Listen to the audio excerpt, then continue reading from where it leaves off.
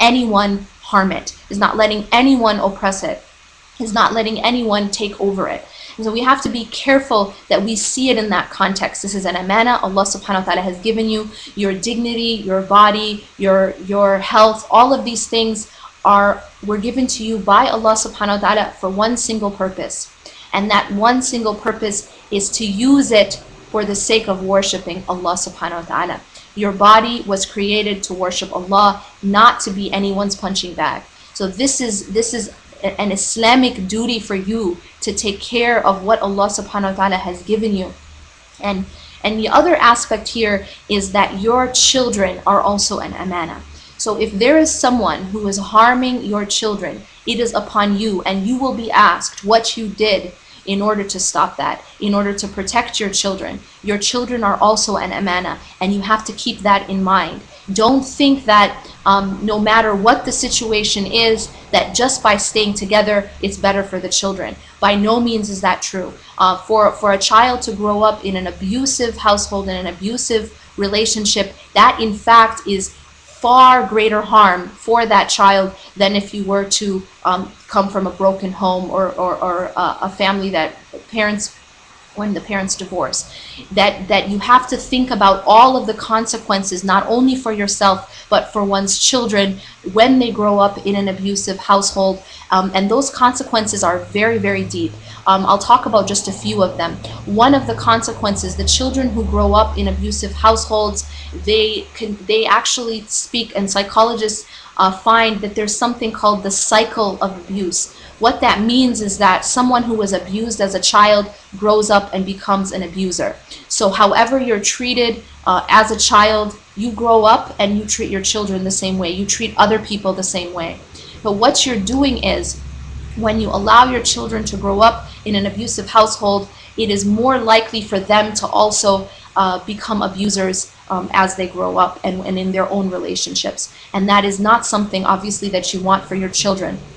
They are learning the same patterns that they see around them from their parents and from their mother and from their father. They're learning the same patterns. How do you deal with anger? The way that they see modeled in front of them of how you deal with anger, that's the way they end up dealing with anger. These are things that we learn from our parents. These are things that we learn from our environment. How do we deal with anger? How do we deal with disappointment? How do we treat other people? These are things which are taught to us.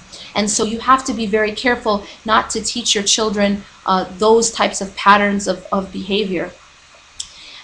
On the other hand, and along the lines of the effect on the children, so that's one effect which is not physical.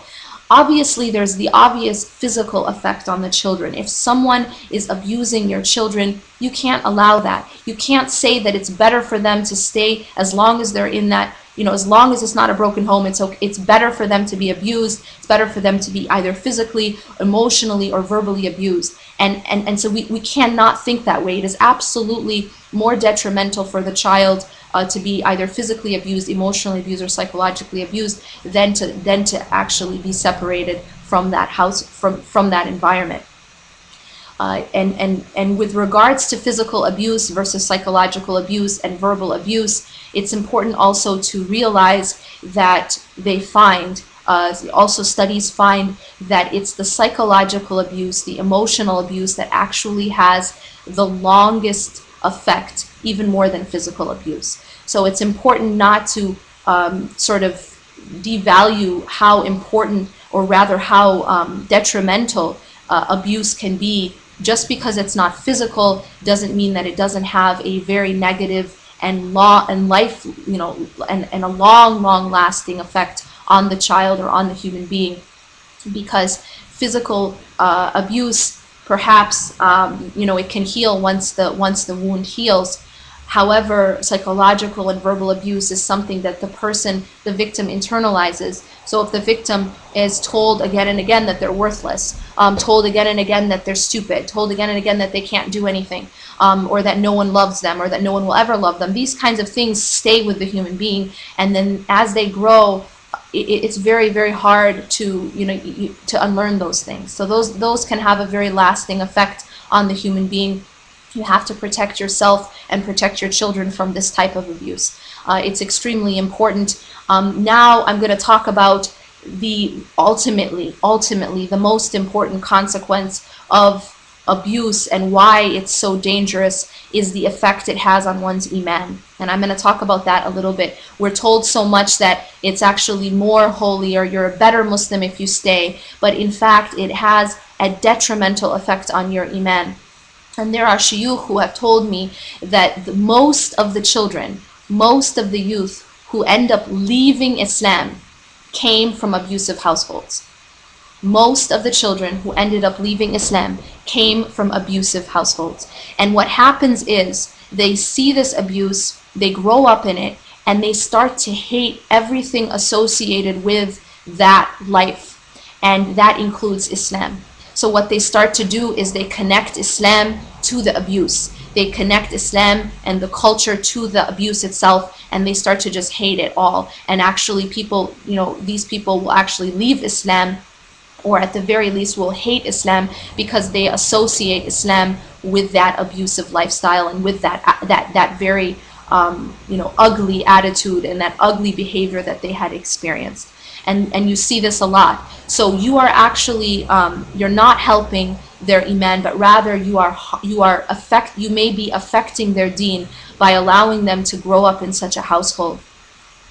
And I want to bring it now to the concept of, and this is something that I emphasize a lot, and that is, what is your ilah? What is it that you revolve your life around?